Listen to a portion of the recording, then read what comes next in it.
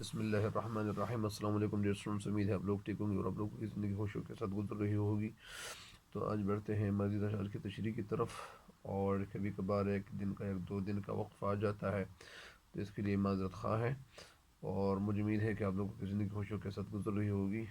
تو میرے چینل پہ نئے ہر آنے والے ان کو چاہیے کہ چینل کو سبسکرائب کریں اور گھنٹی کے بٹن بھی دبائیں، تاکہ میری ہر ویڈیو آپ کو وقت پہ پہنچتی رہے۔ تو بڑھتے ہیں مزید اشعار کی تشریح کی طرف۔ آج کا جو پہلا شعر ہے وہ یہ ہے کہ تمدن اور تہذیبوں نے پھندہ ان پہ ڈالا ہے، وہ کہتے ہیں کہ ہونا ہے وہی جو ہونے والا ہے، بدل کر کیا کریں گے ہم طریقے آج قدرت کے، ہمارے دامنوں پہ پڑ ہاتھ کل ہوں گے مشیت کے۔ اچھا،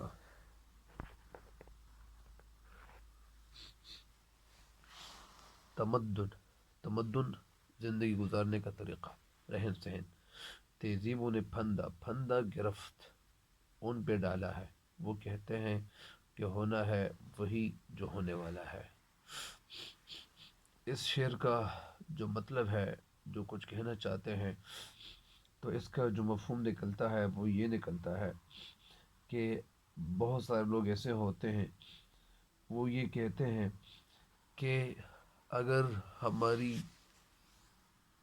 بہت سارے لوگ یہ کہتے ہیں کہ اگر ہماری قسمت میں کامیابی لکھی ہو تو وہ ہمیں ملے گی، اگر ہم محنت کریں یا نہ کریں۔ کیا فرق پڑتا ہے اگر ہم محنت کریں یا نہ کریں؟ اگر ہم محنت نہ بھی کریں تو ہمیں کامیابی ملے گی۔ یہ شاعر کا مطلب یہاں پہ یہ ہے، یعنی کہنا یہ چاہتے ہیں کہ بہت سارے لوگ یہ کہتے ہیں کہ اگر ہماری قسمت میں کامیابی لکھی ہو تو وہ ہمیں ضرور ملے گی، اگر ہم محنت کریں یا نہ کریں۔ لیکن وہ اسی سوچ میں رہتے ہیں، اور ان کی سوچ اس بات سے آگے نہیں بڑھ سکتی۔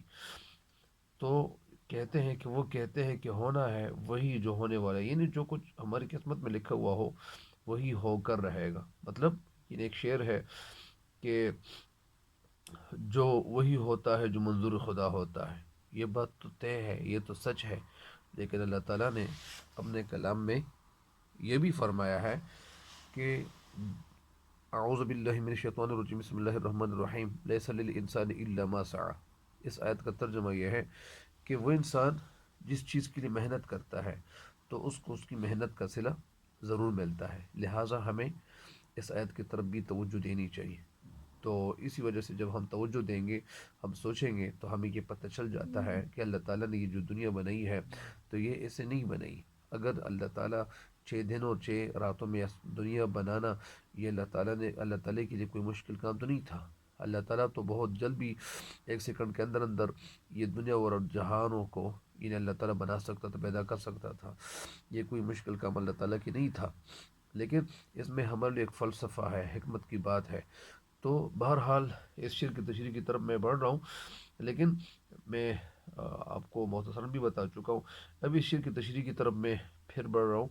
اس شعر میں شعر کہنا یہ چاہتے ہیں کہ میرے دل میں یہ خیالات آتے ہیں کہ کاش میرے قوم کے لوگ علم میں اور فن میں آگے آگے جائے، ترقی کر لے، کہ وہ چاند تاروں تک رسائی حاصل کر لے، سمندروں کی تہ میں اتر جائے، اور سمندر کے اندر جو خزانے ہیں ان خزانوں کو باہر نکالے۔ کہاں سے؟ سمندر کی تہ سے، سمندر کی گہرائی میں جائے، اور وہاں جا کے وہاں سے جو خزانے ہیں، جو ٹریجرز ہیں، خزانہ ٹریجر۔ لیکن میری یہ خواہشات پوری نہیں ہو سکتی، میرے یہ ارمان پورے نہیں ہو سکتے، کیونکہ میں جو کچھ چاہتا ہوں اللہ تعالیٰ سے چاہتا ہوں اپنی اس قوم کے لیے، کیونکہ میری قوم کے اکثر لوگ اتنے سادہ ہے، اتنے سیدھے سادھے ہیں کہ وہ اس حقیقت کو سمجھنے سے قاصر ہے۔ کیونکہ میری قوم کے اکثر لوگ اتنے سادہ ہیں کہ وہ اس بات کو سمجھنے سے قاصر ہے، اور انہوں نے غلط جو روایت ہے، غلط جو سوچ ہے، اس سوچ پہ اپنی زندگی گزار رہے ہیں۔ جب انہیں یہ کہا جاتا ہے، بتایا جاتا ہے کہ یار محنت تو کر، تو یہ لوگ ہمیں جواب یہ دیتے ہیں کہ محنت میں کیا رکھا ہے۔ انسان کو محنت کرنے کی بالکل ضرورت ہی نہیں ہے، وہی اس انسان کو ملتا ہے جو قسمت میں لکھا ہوا ہو۔ تو جو قسمت میں لکھا ہو وہی انسان کو مل جائے گا۔ تو یہ لوگ یہ بات اپنے سامنے رکھتے ہیں اور اسی بات پہ یہ سوچتے ہیں، لیکن اللہ تعالیٰ نے اپنے کلام پاک میں یہ فرمایا ہے کہ انسان کو اتنا ہی ملتا ہے جتنی وہ محنت کرتا ہے، یا انسان کو اتنا ملتا ہے جتنی وہ محنت کرتا ہے۔ تو اگر بغیر محنت کے، یا اگر محنت کے بغیر، یہ شاعر کہتے ہیں اگر محنت کے بغیر یہ سب کچھ مل سکتا تو کسان کھیتوں میں کام نہ کرتے، دکاندار دکانوں میں نہ بیٹھتے، بزنس مین بزنس نہ کرتے، اسکول والے اسکول نہ کھولتے، پرائیویٹ اسکول کی طرف اشارہ ہے، اور ڈاکٹر ڈاکٹری کی تعلیم حاصل نہ کرتے، انجینئر انجینئر بننے کی کوشش نہ کرتے، اور میڈیکل اسٹوڈنٹس جو ہوتے ہیں تو میڈیکل کی طرف نہ جاتے اور پھر ڈاکٹر نہ بننے کی کوشش نہ کرتے۔ بہت ساری باتیں ہو سکتی ہیں۔ یا جو ایکٹر ہے، جو ڈرامے بناتے ہیں یا فلمز بناتے ہیں، تو وہ فلمز بنانے پہ محنت نہ کرتے، کیونکہ فلم بنانے پہ بھی بڑی محنت لوگ کرتے ہیں تاکہ ان کو نام ملے۔ یا پاکستانی جو ڈرامے ہیں، یہ لوگ ڈرامے بنانے پہ اتنی محنت نہ کرتے۔ تو یہ محنت لوگوں کی محنت کی وجہ سے یہ دنیا کے اندر جو ترقی ہوئی ہے، تو یہ ترقی صرف محنت کی وجہ سے ہوئی ہے۔ یا جو اللہ تعالیٰ کا لاکھ لاکھ شکر ہے کہ آج یہ جو ہمارا ملک ہے ایک ایٹمی ملک ہے، تو یہ اللہ تعالیٰ کی مہربانی نہیں ہے تو اور کیا ہے۔ تو اگر یہ لوگ محنت نہ کرتے تو بہرحال یہ محنت کی وجہ ہے کہ یہ ہمارا ملک اتنی ترقی کر چکا ہے۔ لیکن یہ میرا جی جو شاعری کر رہے تھے، یہ اس وقت کی بات تھی کہ جب لوگ جو تھے وہ تناسان ہو چکے تھے، اور اس وقت زیادہ تر لوگ جو تھے وہ ان ایجوکیٹڈ تھے، غیر تعلیمی یافتہ تھے۔ لیکن آج کل بھی بہت سارے لوگ ایسے ہیں کہ وہ جو تعلیم یافتہ ہے تھوڑے بہت، تو وہ بہت کچھ کر رہے ہیں، لیکن وہ لوگ جو ان ایجوکیٹڈ ہے وہ بھی تھوڑا بہت کچھ کر رہے ہیں، اپنی زندگی کو آسان بنانے کی کوشش کر رہے ہیں۔ تو یہ اس وقت کی بات ہے، لوگ یعنی سوچنے سے قاصر تھے، اور سوچتے کیا تھے، ان کی سوچ بہت محدود تھی۔ آج کل بھی اگر میں ایک بات بتا دوں، آج کل بہت سارے لوگ ایسے بھی ہیں، بہت سارے اسٹوڈنٹس ایسے بھی ہیں کہ وہ کہتے ہیں کہ اگر ہمیں چیٹنگ مل جائے، ہمیں نقل مل جائے تو ہم نقل سے خود کو پاس کریں گے۔ لیکن میں ان کو ایک مشورہ یہ بھی دیتا ہوں کہ آپ ایسا کریں کہ نقل تو دوسری بات ہے، سب سے پہلے آپ عقل سے کام لینا شروع کر لیں۔ اگر آپ کے پاس عقل ہو، آپ کا مطالعہ وسیع ہو، آپ بہت آگے نکل جا سکتے ہو، آپ آگے نکل سکتے ہو، آپ آگے جا سکتے ہو، کوئی روکنے والا آپ کو نہیں ہوگا۔ لیکن اگر آپ نقل کے سہارے آپ بیٹھے رہیں گے تو نقل کرنا تو مشکل کام بھی ہو سکتا ہے، لیکن ساتھ ساتھ ایسے بھی ہو سکتا ہے کہ آپ کا پرچہ جو ہے یا پیپر جو ہے وہ فیل ہو سکتا ہے۔ لہٰذا محنت کرنی چاہیے ہر انسان کو۔ اور یہ جو آج کل جو دور ہے، آج کل کے اسٹوڈنٹس، یہ پرانے دور کے اسٹوڈنٹس سے بہت زیادہ تیز ہیں، لیکن ان کی جو ذہنی کیپیبلٹی ہے، جو ذہنی قابلیت ہے، صلاحیت ہے، یہ اور لوگ جو آگے جو لوگ اسٹڈی کرتے تھے ان سے یہ لوگ بہت تیز ہیں، یہ اسٹوڈنٹس بہت تیز ہیں، لیکن یہ اسٹوڈنٹس اپنی حقیقت سے قاصر ہے، اپنی حقیقت سے سمجھنے سے قاصر ہے، حقیقت کی تہ تک پہنچنا نہیں چاہتے۔ وہ کہتے ہیں کہ بس ہمیں تیار نوالا ملے گا اور ہم آگے بڑھیں گے۔ یہ کام وہ جو کچھ کر رہے ہیں، تو یہ اصل میں اس کام میں ان کی ناکامی چھپی ہوئی ہے، اور یہ آگے نہیں جا سکیں گے۔ یہی سوچ ان کو ناکامی کی طرف لے جا رہی ہے۔ لیکن اگر یہ جو اسٹوڈنٹس ہے، اگر یہ پیغام میرا جو پیغام ہے ان تک اگر پہنچ جائے اور میری اس بات پہ عمل کریں تو یقیناً ان کو کامیابی مل سکتی ہے۔ بہرحال یعنی اسی طرح یہاں پہ شاعر یہی کہنا چاہتے ہیں کہ تاجر محنت نہ کرتے، طالب علم پڑھائی نہ کرتے، جاہل لوگ یہی بات کہتے تھے اور اسی بات پہ عمل کرتے تھے۔ لہٰذا جاہل وہ لوگ ہوتے ہیں جو تعلیم یافتہ نہیں ہوتے۔ بہرحال یہاں پہ شاعر کی جو تشریح تھی وہ تو آپ کو سمجھا چکا ہوں، اللہ کا لاکھ لاکھ شکر ہے۔ ابھی اس شعر کی تشریح مکمل ہو گئی ہے، اگلے شعر کی تشریح کی طرف بڑھتے ہیں۔ اگلا شعر کیا ہے؟ بدل کر کیا کریں گے ہم طریقے آج قدرت کے، یعنی آج قدرت کے طریقے بدل کر ہم کیا کریں گے۔ قدرت کے طریقے اللہ تعالیٰ کی طرف اشارہ ہے ابھی۔ ہمارے دامنوں پہ ہاتھ کل ہوں گے مشیت کے. مشیت یہاں پہ اللہ تعالیٰ کی مرضی کی طرف اشارہ ہے. مشیت کے معنی اللہ تعالیٰ کی مرضی، اللہ کا حکم. بدل کر کیا کریں گے ہم آج قدرت کے طریقے، آج قدرت کے ہمارے دامنوں پہ ہاتھ کل ہوں گے مشیت کے. اچھا، شاعر اس شعر میں ہمیں کہنا کیا چاہتے ہیں؟